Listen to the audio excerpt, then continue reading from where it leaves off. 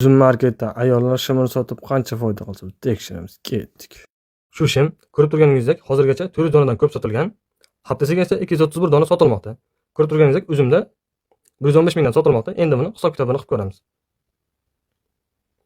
115 mingni ko'paytiramiz 0,25 ga. Qo'shamiz 6 mingni. Ko'rib turganingizdek 34750 so'm uzumning ulushi, ya'ni uzum o'ziga 34750 so'm ishlab qoladi. Endi bu shimni Xitoyda qanchaligini bilamiz. Mana do'stlar, ko'rib turganingizdek, xuddi o'sha shimdan Xitoyda 22 yuandan ekan. 22 yuanimiz O'zbekistonda qancha bo'ladi? Tekshiramiz.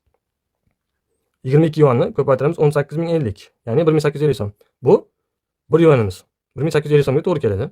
Hop, ko'rib turganingizdek 40700 so'm. O'zbekistonga bu tovar yetib kelguncha 55 ming, 60 ming atrofida bo'ladi. Keling buni 60 ming deb olamiz. Chunki o'ziga yarasha mavjud rasxodlari bor, soliq bor. Shuning uchun tan narxini ozgina qimmatroq qilib olamiz. Hamda buni 60 ming deb olib olamiz. 115 mingdan ayiramiz 60 mingni. Yana ayiramiz 34750 so'mni.